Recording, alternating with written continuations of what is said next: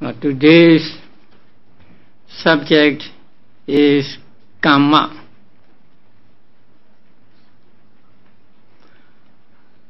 The subject of Kamma is a very important subject in Buddhism.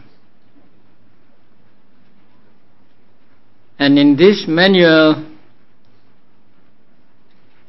it is taken for granted that you already know what Kamma is. And so in this section, only the classification of Kamma and its results are described. But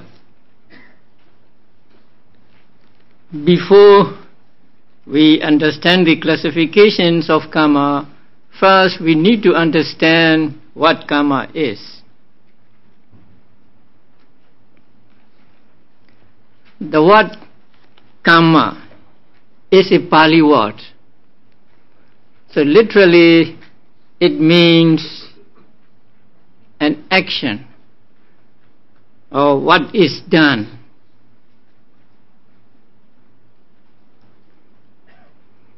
So whenever people ask what is Kamma, the answer is Kamma is action. Action good or bad. But this is the popular definition of Kamma.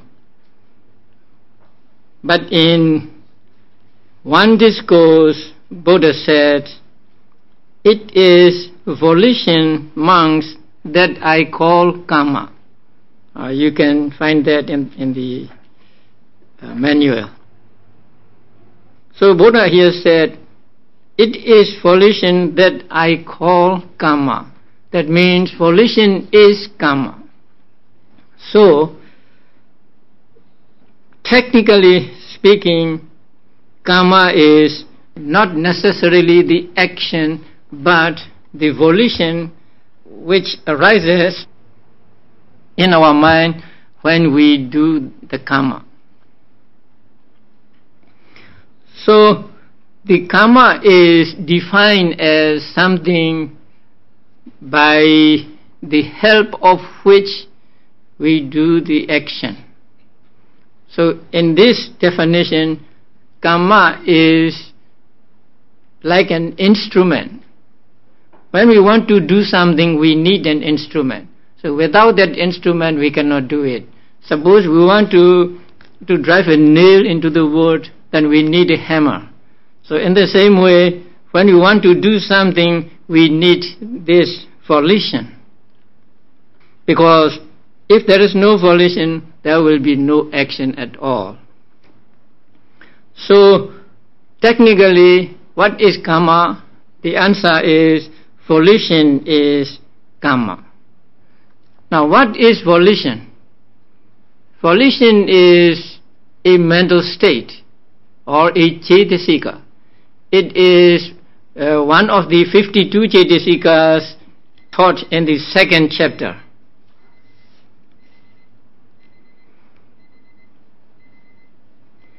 And there you find the cetasika cetana. So that cetana is what we call Kamma. But whenever we do something, it is always with cetana. So without cetana, without volition, there can be no action. So they are so connected to each other that for easy understanding, we may say Kamma is action, good or bad. But technically again, we say Kamma is the volition or cetana, which is a mental factor.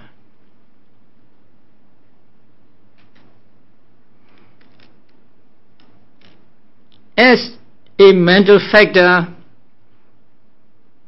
it lasts for only one thought moment, and then it disappears.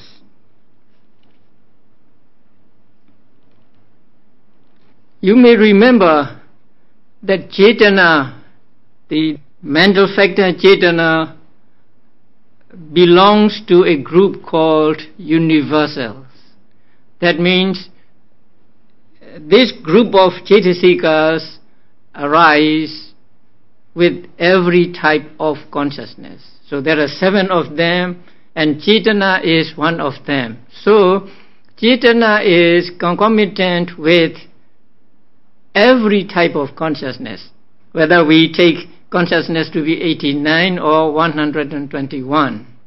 So Chaitana is concomitant with all 89 types of consciousness, or 121. Now, which Chaitanas are called Kamma? All Chaitanas or only some Chaitanas? According to the Patthana, the 7th book, there are 2 kinds of Kamma. One Kamma is called co-nascent Kamma. That means existing at the same time. So let us call it same time Kamma. And the other is called asynchronous Kamma. That means Kamma that arises at a different time. So we will call it different time Kamma. So there are 2 kinds of Kamma. Same time Kamma and different time Kamma. So same time Kamma means this Kamma arises at the same time as the ones that are conditioned by it. If we call them results, then this same time Kamma is one that arises together with the results. Different time Kamma is the one that arises differently with regard to time. So Kamma arises at one time and the results are produced at a different time. So there are 2 kinds of Kamma, or the Kamma condition, taught in the 7th book of Patthana. And same time Kamma is just a supporting condition, not producing condition. It is a supporting condition. The volition arises with a type of consciousness and other Chaitasikas. So when Chaitana or volition arises with the consciousness and the mental factors, Chaitana supports the Chaita and the Chaitasikas, while both are existing. So that is called same time Kamma. It does not produce any results, but it just supports the other mental concomitants. Different time Kamma is what we understand as Kamma. It produces results. Since it produces results, it arises at one time and the results are produced at another time. Maybe immediately after it disappears, or maybe thousands or millions of years away. So there are 2 kinds of Kamma, the same time Kamma and different time Kamma.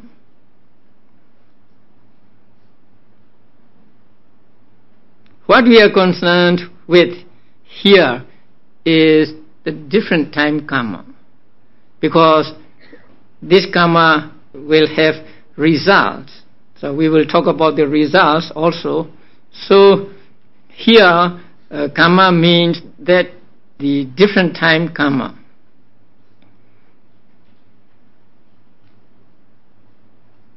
And who accumulates Kamma and who does not? Now you all know that Buddhas, Arahants and Pachika Buddhas do not accumulate Kamma. They do not accumulate Kamma because they have eradicated ignorance and craving altogether, which are the roots of Kamma. Since they have eradicated the roots of Kamma, which are ignorance and craving, they do not acquire Kamma. Even when they do some good deeds, they do not acquire Kamma. So an Arahant may offer something to the Buddha, but he does not acquire a karma. It is not called a kusala karma. It is just kiriya, or it is just happening, or it is just arising of the consciousness. And those who have not eradicated ignorance and craving always accumulate karma. So long as we have ignorance and craving, we will always acquire karma when we do something good or bad.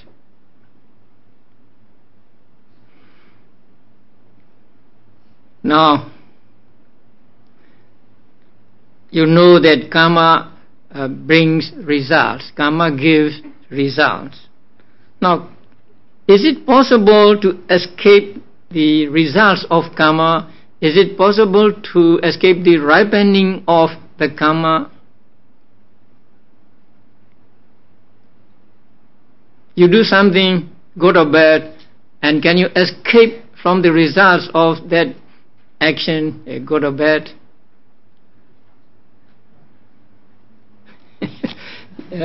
Yes or no, right?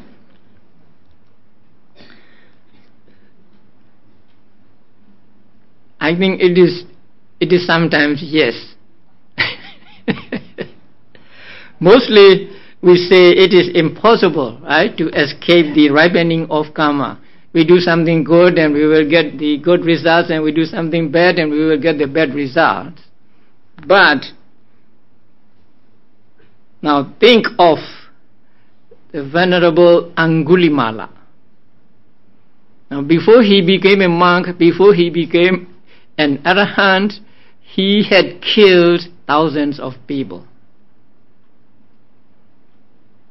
And Buddha tamed him, and first he became a monk and later he became an arahant. Because he attained arahantship, he was able to escape the ripening of the karmas he did as a robber.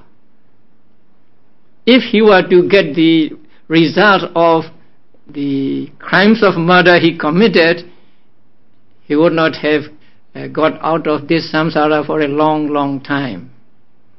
But since he attained arahantship, since he eradicated ignorance and craving altogether, he was able to escape the results of or ripening of those karma. So we may say for Buddhas, Arahants and Pacceka Buddhas, it is possible to escape the ripening of karma. But in another sense, even the Buddha cannot escape from suffering or experiencing the results of his past karma. That is, so long as Buddhas, Arahants and Pacceka Buddhas are living.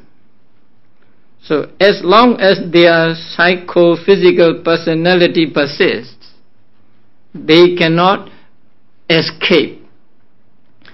Buddha often suffered from headache or backache.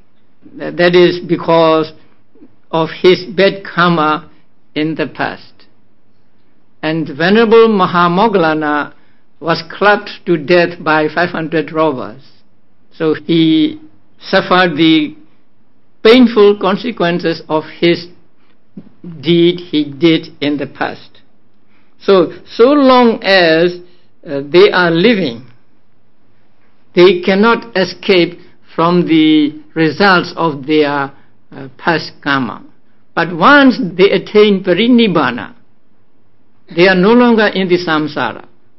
There is no more rebirth for them, and so we can say they can escape the results of their karma, whether good or bad.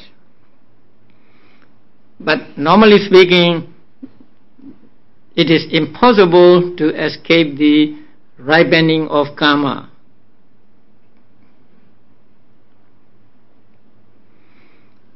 Now, when we talk about karma, we talk about the results also. what exactly are the results of karma in Abhidhamma terms?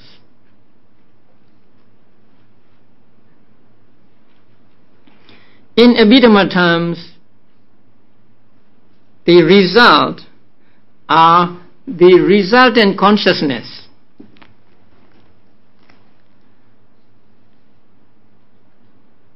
The resultant consciousness and the first 7 resultant consciousness among the rootless consciousness, and then 8 resultant consciousness, and then the 8 resultant consciousness in beautiful sense sphere, and then 5 resultant consciousness in Rupa Vajra consciousness, and 4 in Arupa Vajra consciousness, and also the phala or fruition consciousness. So, result of karma means the resultant consciousness, types of resultant consciousness, and mental factors arising together with them. And that is not all. Karma also produces matter. There are 4 causes of matter.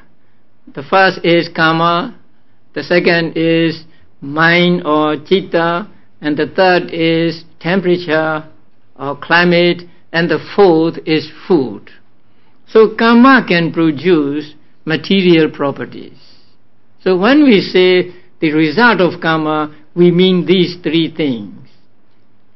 Some cittas and also some citasikas that arise with those cittas, and also the matter originating from karma. That means which are produced by karma.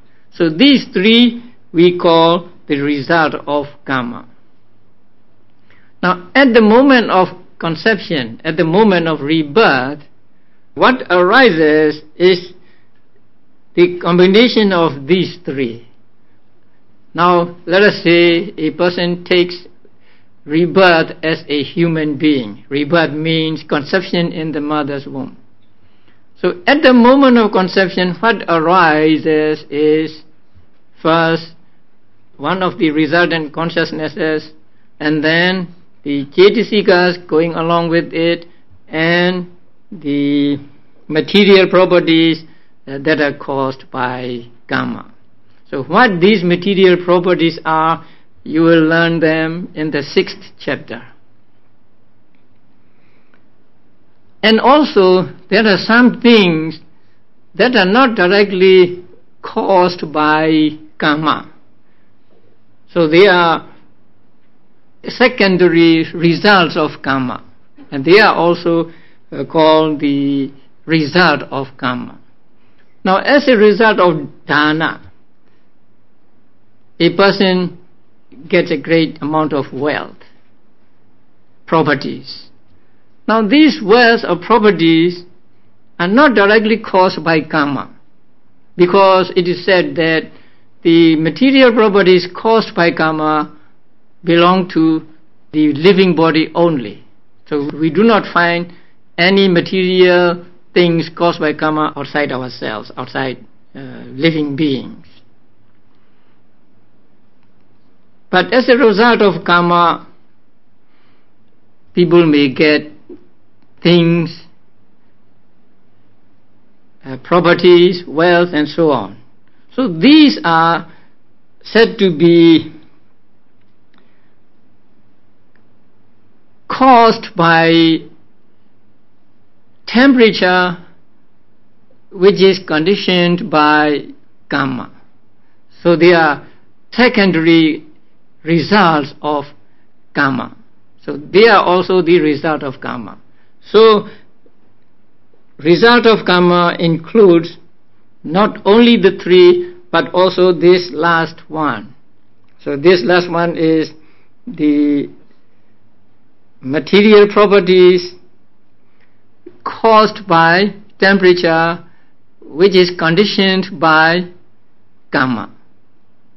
So karma produces some material properties called temperature, and they produce some things like wealth, riches, or properties, and so on.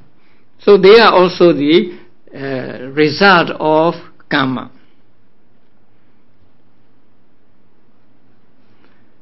How are results produced?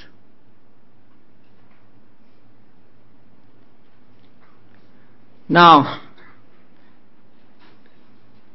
we say we do something good, let us say, and that action brings results. So that is a popular saying. But actually the actions cannot bring results, cannot produce results. What produces results is the karma or the volition. Volition is a mental state, and that mental state has the potential to produce results in the future when conditions are favorable for it. And when they give results, they give similar results. Good karma giving good results and bad karma giving bad results.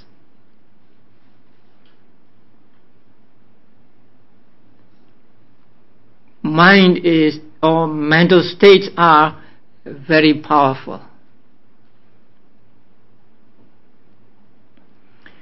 Because we have mind, we make movements. If we have no mind, we cannot make movements. We cannot say even we, because we have died and we have become a corpse. Then we cannot make any movement. But now we have minds, and so we are moving our hands and so on. Now these parts of our body move because of our mind, because I want to move. So there is movement. If I don't want to move, then there will be no movement. So mind, which is not physical, which seems to have no strength of its own, can cause the movement of this heavy hand. So mind has such power. My intention to move can cause material properties to arise in the hand, and then we say that is the movement of the hand. So mind has the power to produce. If our mind is a good mind, then good things are produced, and if our mind is bad mind, bad things are produced. Suppose a person is in the habit of killing living beings, and it is said that a person who as a habit kills a living being will be reborn in hell, and then when he is reborn as a human being, he will live a very short life. Now, that is because of the killing action he did in the past. So when a person kills a being, that means he wants his life to be short. He wants to make that being live a short time. So that desire for the life to be short, when it gives results, it gives to himself, because it is his desire for the life to be short, and so when it gives results, it gives back to him, and so in his future lives, he will live a short time. He will be short-lived. Now you offer something. When you offer something, you have the desire for the person to use it, to enjoy it. You want the recipient person to have many things. So that mind or that volition, when giving results, give the result back to you, because it is your volition, and so it will give results to you and not to another person. So when it gives abundance of things back to you. So on this principle, the mental state, a mental state which is here volition, produces results.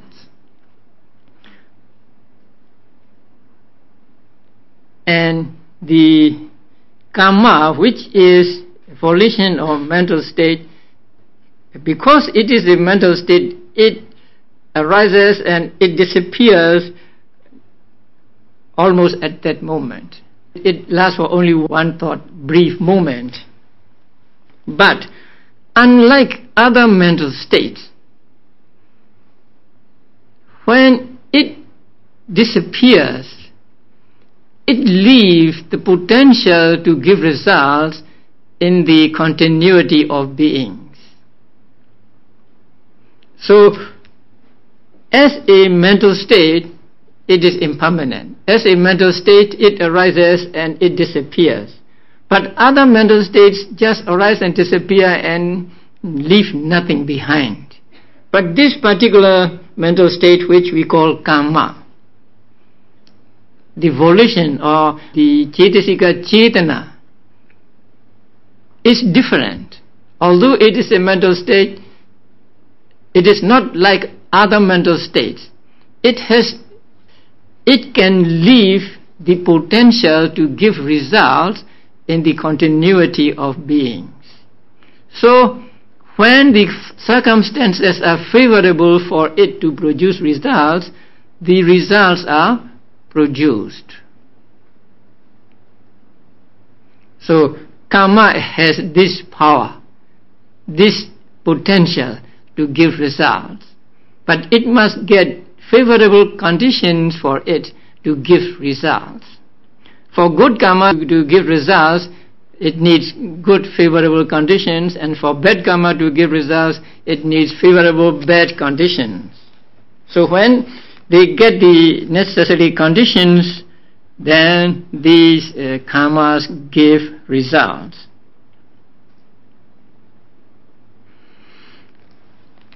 And then people want to know where this karma is stored.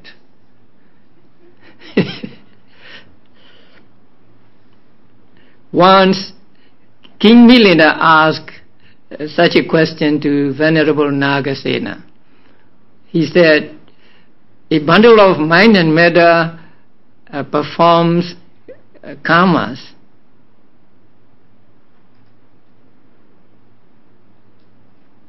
And where do these karmas go?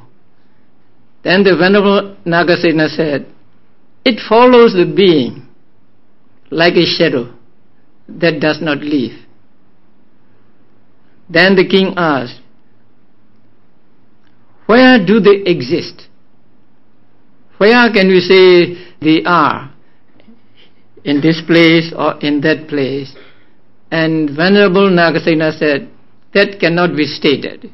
So we cannot say where the karma is stored or where the karma exists. Then the king asked him to give a simile. So Venerable Nagasena said, now there is a tree without any fruits. Can you say that the fruits are existing in this place or in that place in the tree? And the king said, no, we cannot say. Then Venerable Nagasena said, in the same way, in this uninterrupted continuity of beings, we cannot say that the karma is in this place or karma is in that place. But when the circumstances are favorable, then the karma gives results. So we cannot say for certain where the karma or fruits of karma are stored. But when it is time for them to give results, they give results. Just like we cannot say where the fruits are stored in the tree, in the trunk, or in the branches, or in the root. But when circumstances are favorable for it to produce fruits, that means it gets the moisture, water, and sunshine and so on, and then it gets a season, then the tree produces the fruits. So in the same way, the results are produced when it is favorable for a particular karma to give results. So it is how karma works. So to recapitulate, what is karma? First, it is action, good or bad action. But technically, what is karma? Volition or cetana. And what cetanas are karma and what cetanas are not? Oh, I haven't told you that, right? So, cetana arises with all 89 or 121 types of consciousness. But the different time cetana, right? So, a different time cetana or the karma that produces results is the one that accompanies these akusala 12 and then 8 kama vajra kusala and 5 rupa vajra kusalas, 4 arupa vajra kusalas, and then 4 maggas.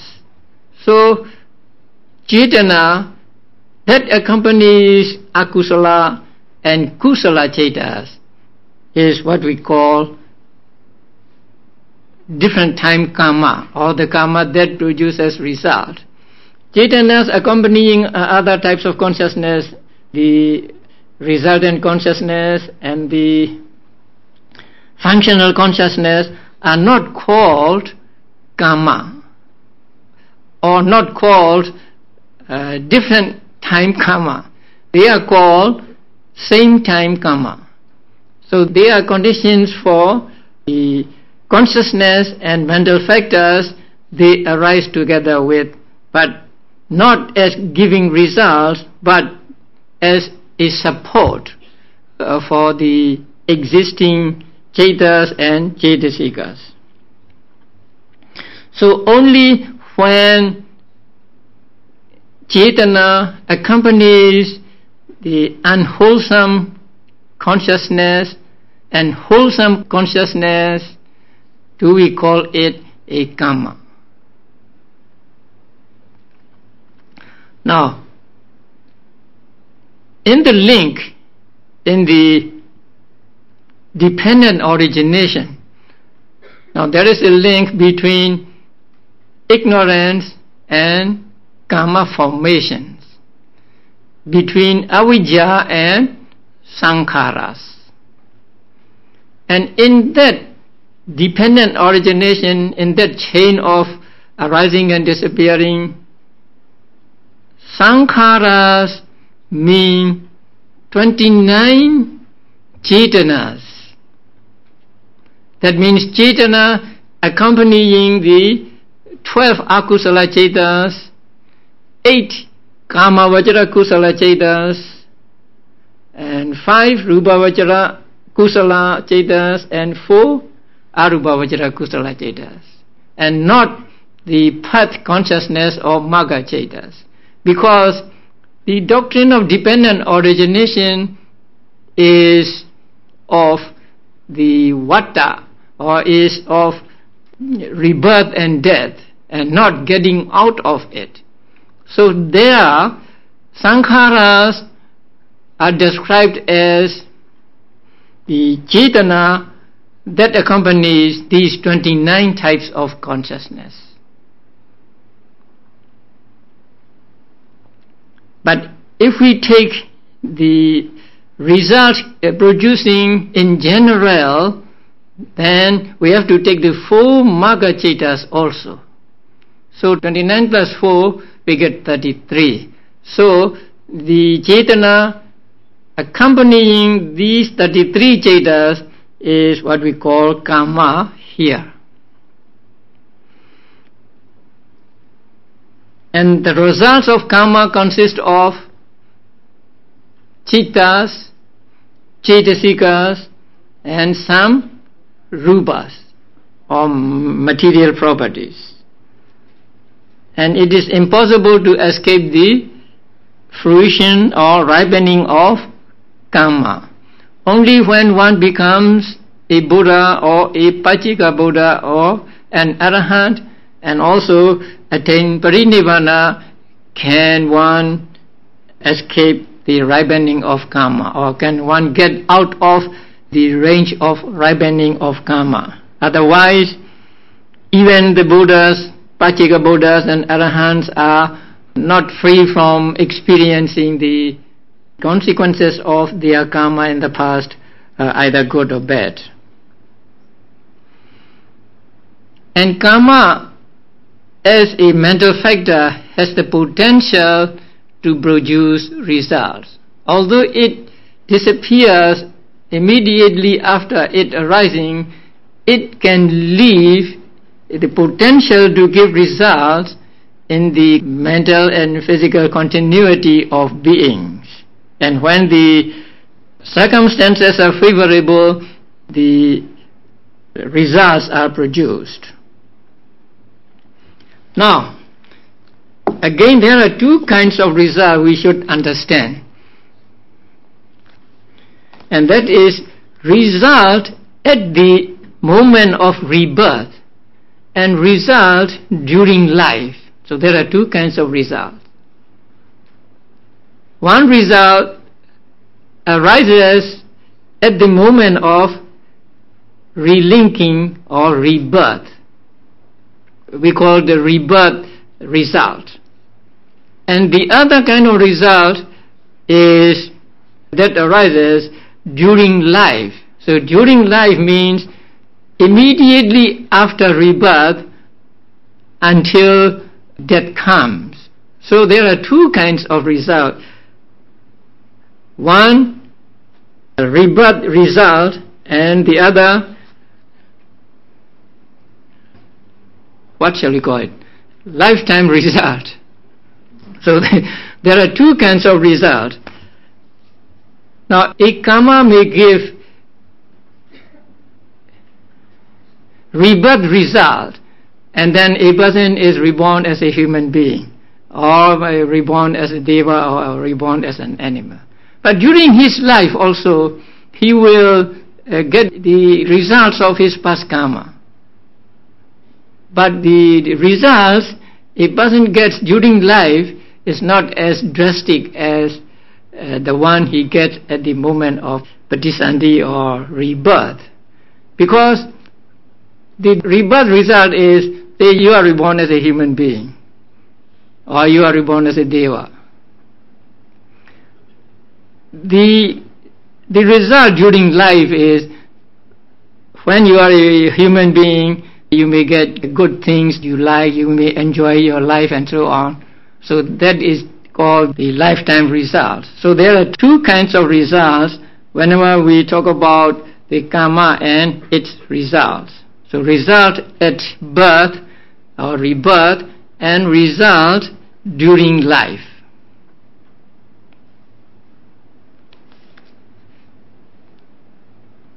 So this is karma in general.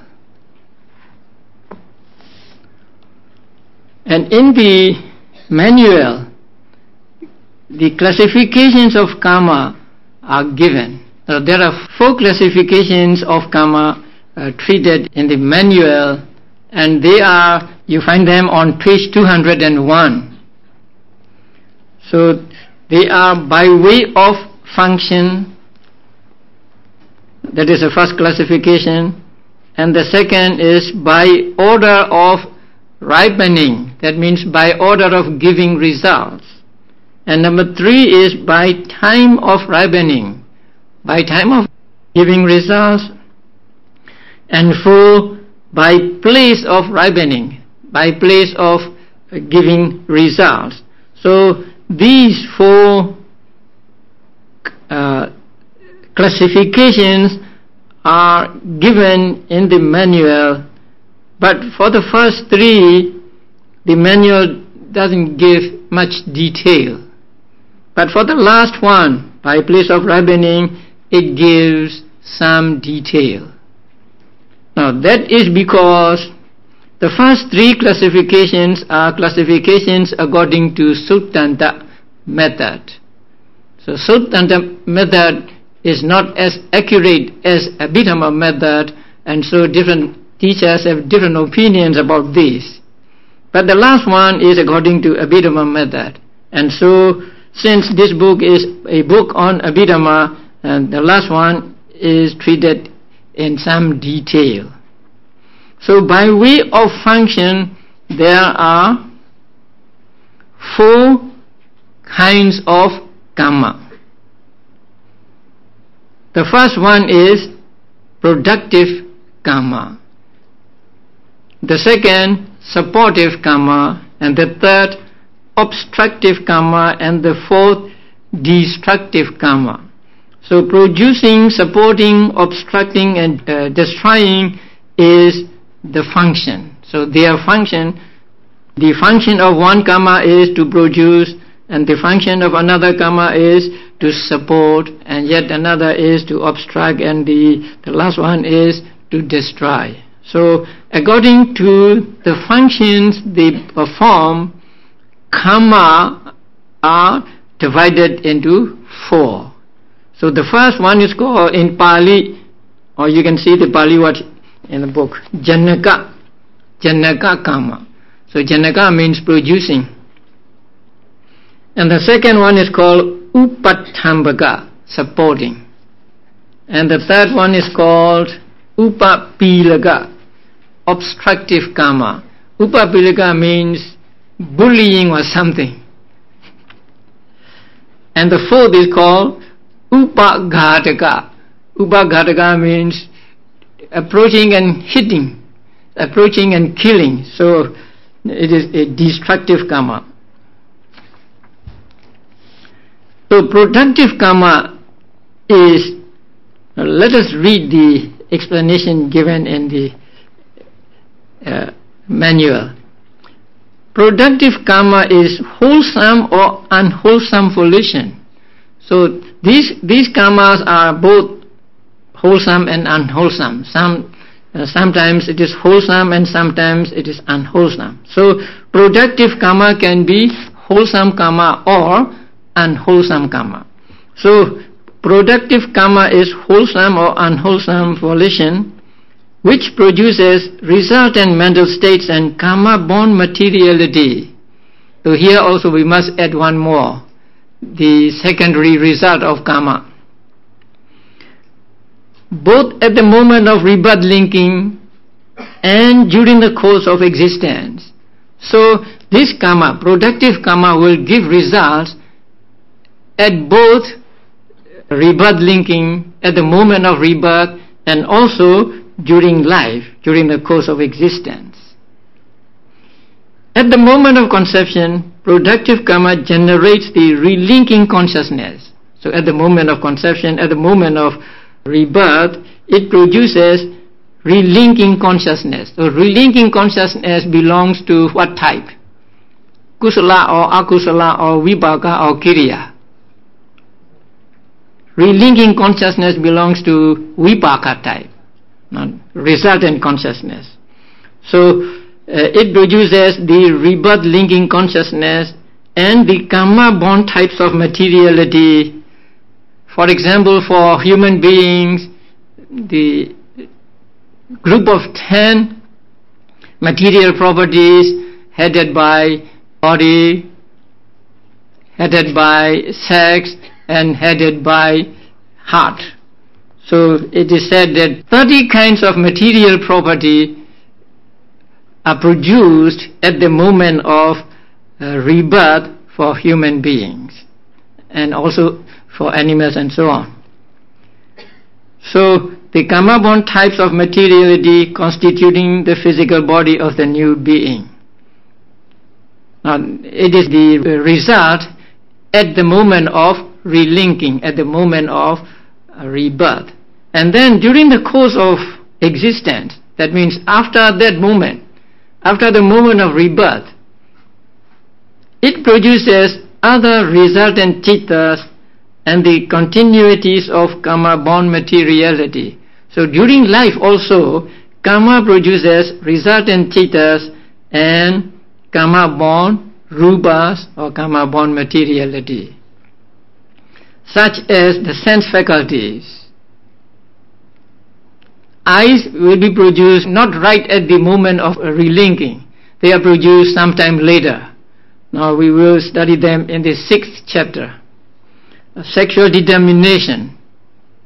Actually, the sex of a fetus is determined at the moment of rebirth, but it becomes manifest only after some weeks.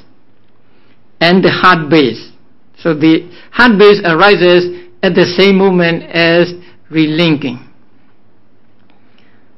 Only a karma that has attained the status of a full course of action can perform the function of producing rebirth linking. Now there are karmas that does not have a full course of action, and there are other karmas that have a full course of action. So see section 22 below. Now suppose a person tries to kill, let us say, an animal. Although he tries to kill the animal was not killed. Now it is an evil action, but it is not called taking life, because although he tries to take life, the animal was not killed. So such an action is called an action that does not have full course of action. But if he succeeds in killing the animal, then his action is called to have a full course of action. Such an action will produce results at rebirth linking. But all wholesome and unwholesome karmas, without exception, can produce results during the course of existence. So after rebirth, all wholesome karmas and unwholesome karmas can produce results. So during lifetime we are experiencing the results of both wholesome karma and unwholesome karma. Sometimes we get what we want, and this is the result of wholesome karma in the past, and sometimes we meet with failure, or we see what we don't want to see, and so on. At that time we are experiencing the result of unwholesome karma in the past. So during lifetime, the results of wholesome karma and unwholesome karmas are experienced by all beings. So there are two kinds of results mentioned here: result at the rebirth moment and result during life. So both of these results are produced by this productive karma.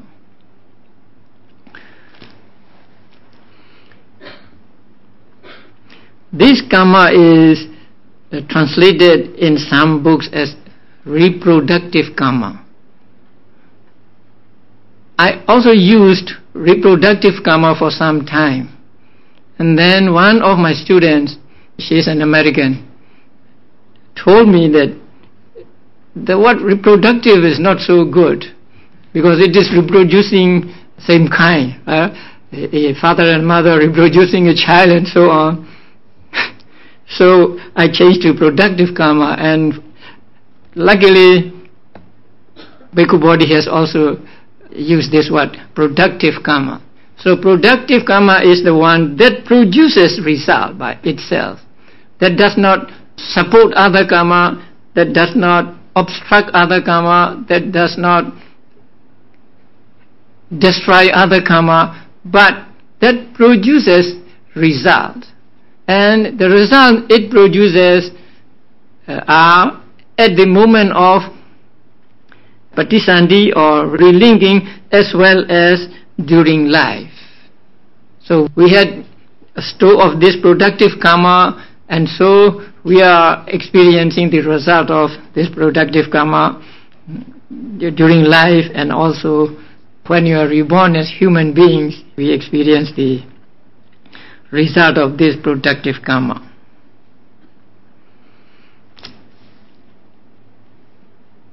Now the second karma in this classification is supportive, upattambhaka karma, and it is also wholesome or unwholesome. So all karmas mentioned in these three categories or classifications are wholesome or unwholesome. So supportive karma is karma which does not gain an opportunity to produce its own results. So it does not give results, this karma, but which, when some other karma is exercising a productive function, supports it. So it supports when the other productive karma is producing result. Supports it either by enabling it to produce its pleasant or painful results over an extended time without obstruction, or by reinforcing the continuum of aggregates produced by another karma. So this is supportive karma. It does not produce any result of its own, but it supports the results produced by other karmas. By enabling the other karma to produce its pleasant or painful results over an extended period of time. That means when you are reborn as a human being, the supportive karma can help you to live longer. So living longer can be the result of supportive karma, and being reborn as a human being is the result of productive karma. For example, when through the productive function of wholesome karma one is reborn as a human being, supportive karma may contribute to the extension of one's lifespan, so you will live longer, and ensure that one is healthy and well provided with the necessities of life. So what things you get in life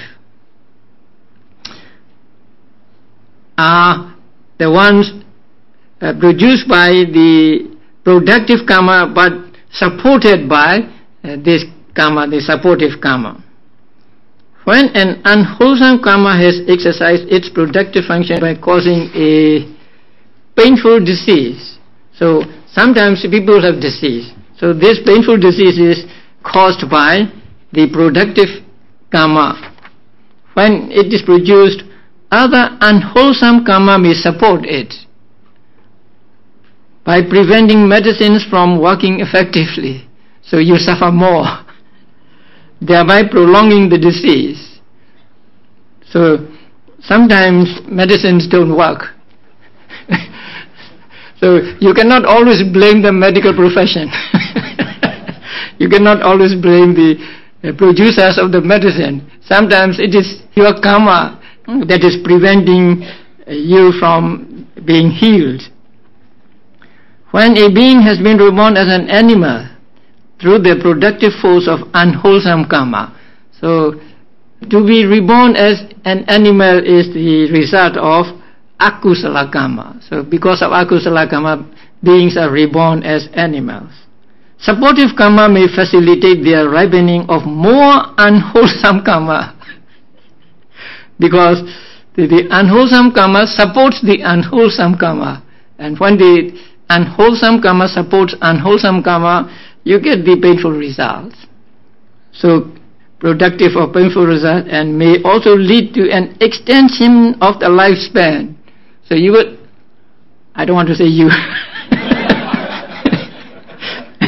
So a being, a dog will live longer, and when he lives longer, he is enduring or he is suffering his life for a longer period of time. So may lead to an extension of lifespan so that the continuity of unwholesome resultants will endure long.